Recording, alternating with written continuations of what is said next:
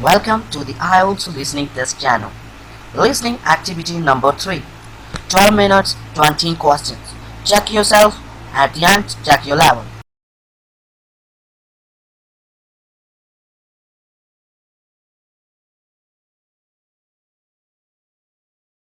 Look at questions 1 to 9.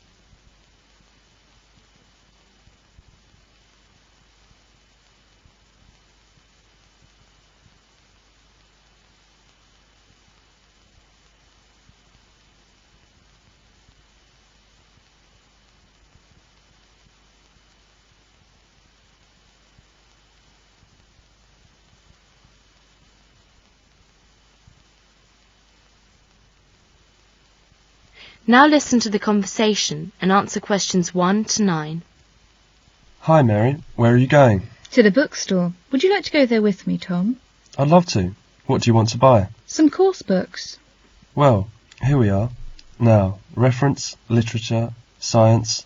Oh, what kind of course books do you want? Well, I'm thinking of buying some study skills for writing. I see. I wonder what section it is. Oh, I see them. It's over there. There are so many books about writing.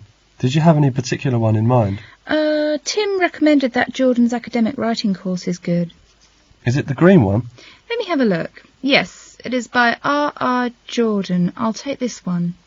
How about writing letters? No, it's too simple. I think this one, Write Ideas, looks good. Let me have a look. Is an intermediate course in writing skills? Is it too simple for you? I don't think so. I'm really having some problems when I write essays, so perhaps I should start from this intermediate one to improve my writing. Tom, do you want to buy something here? I don't know. I was just having a look at these grammar books. I bought one, Practical English Grammar, last Monday. Did you? I have that one too. It's very useful. Everybody says it's good. Can I help you now? Yes, I want these 2 books. How much is it altogether? Let me see. This is £42 and that is £36. Altogether £78. Oh, it's very expensive. Is there any chance of getting a discount? Are you a student? Yes, here is my student card. Well, we normally give students 15% off, so that would bring it down to, let's see, £78 less £11.7, £66.3. Here is £70. Good, here is your change. Tom and Mary leave the bookstore. I'm a little thirsty now. Shall we go somewhere to have some coffee? Yes, I'd love to. There is a very good one near here. Let me think what it is called. You see, there are 2 coffee shops over there. Which one is it? I think it's the one opposite the bank on the high street. Harrison's. That's the one we want. Let's go there. Yes, I think I went to Harrison's once. It has really good coffee. Yes, it is a good coffee shop and the price is reasonable too. Tom and Mary are in the coffee shop. It is really good coffee and I feel much better now. By the way, Tom, have you found your accommodation yet? Yes, 2 weeks ago. My friend Sue told me that one of her flatmates moved out to Oxford, so there was a vacant room to let. I moved in last Friday. It's a very big house and it's very close to our school. Sounds good. How many people live in that house? Let me see. There is an American couple, Maria and Eric. They study arts in London University. And one Italian girl, her name is Margaret, studies economics. Then Sue and me, so altogether 5 people are in the house. Is Sue still studying English in the training course? No, she has finished her course already. Now she's studying music in London University. I see. How about your computer course, Tom? Oh, it's very good, and I enjoy the course very much. First, you are going to listen to the continued conversation between Tom and Mary. They talk about rock stars.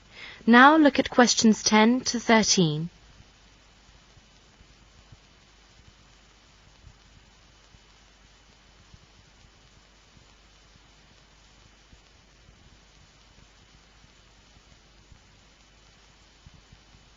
Now listen to the conversation and answer questions 10 to 13. Hi Mary, do you like music? Yes, very much, especially classical music. Do you like rock music, Mary? No, I think it's too noisy. Do you like rock music? Yes, I do. You know, rock stars play exciting music, and they always wear unusual clothes. I often go to their concerts. Oh, do you? I don't understand why rock stars are so famous. Oh, it's because of their fans that rock stars are famous and earn a lot of money. You know, their fans go to their concerts, buy their records, and wear the same kinds of clothes. I see. Did you watch TV last night? No, I didn't. I went to a concert last night and got back home very late. What was on? Zed Hawkes was interviewed on TV last night. Really? He's one of my favourite stars. He is world famous, and he is also very rich. At least, I suppose so. He has given concerts in 12 countries and sold over 20 million records. Yes, you're right. He owns 3 magnificent houses, 5 cars, and a private plane too. What did he say on the TV interview? He didn't say anything. During the TV interview, Anita Lyons suggested that Zed should behave better because his fans imitate him. Yes, go on. He reacted very angrily and walked out. The interview lasted less than 2 minutes. I was disappointed when I heard this. He really behaved badly. You know, like politicians and film stars, rock stars need the public.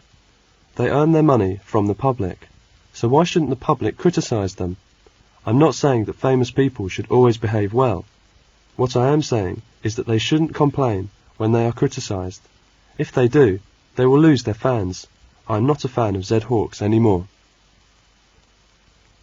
Tom and Mary go to the afternoon talk about music. Now look at questions 14 to 20.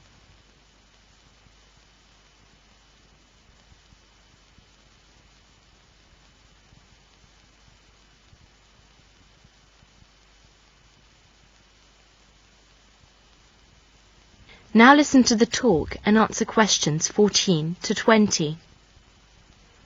For us today, there is a wide variety of music available to listen to and enjoy. The styles are many, and each reflects the time in which it was composed. Modern music also has many forms, ranging from popular music, jazz, rock, and contemporary orchestral music. The music of our age reflects our values, culture, history, politics, and way of life. Music and art reflect many aspects of the eras in which they were created. In today's lecture, I'd like to talk about a famous composer, Wolfgang Amadeus Mozart. Mozart was born in Salzburg, Austria, and is reputed to have been the most naturally gifted musician that ever lived.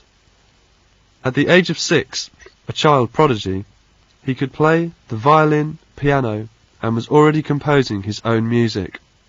His father, also a musician, knew of his son's extraordinary musical gift when he was only 4 years old. Making full use of his son's talent, he paraded young Mozart through all the courts of Europe to entertain the nobility and show off his son's greatness.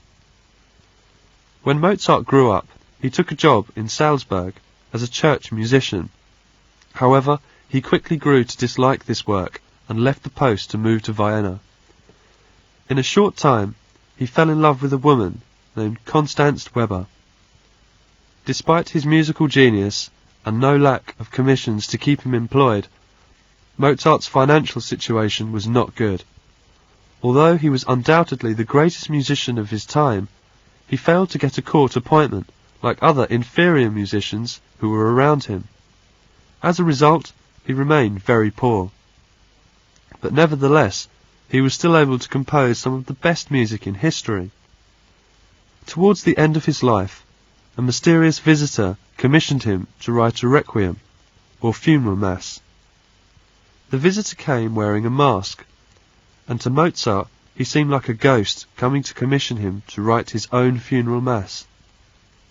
The truth behind the mysterious man is that he was the servant of an eccentric nobleman who wanted to steal the piece of music for the funeral of his wife. The reason behind the mask and the mystery was that the nobleman planned on claiming the work as his own. Mozart never finished the Requiem Mass. At the age of only 35, he died before being able to complete it. At the time of Mozart's death, he was still very poor. His wife could only afford a cheap funeral. Mozart's body was dumped into a common pauper's grave. To this day, the whereabouts of his grave is unknown. Mozart was unique in that he composed music in his head. While he would be writing down one piece, another would be developing in his mind. Part of Mozart's greatness and eternal appeal is that, like none of his predecessors, his music is filled with emotion-filled harmony, personal musicianship, effortless handling of technique, rich imagination and colour. Operas before him dealt with heavenly beings, demons, and figures outside the realm of everyday life. Mozart's operas are different in that they deal with real life. People could relate to the content of the musical dramas that they were seeing. One of his greatest and most famous operas is Don Giovanni. Don Giovanni is the main figure in the opera. He is a man who takes immense pride in seducing great numbers of women. We will take a closer look at that opera in the next lecture. That's the end of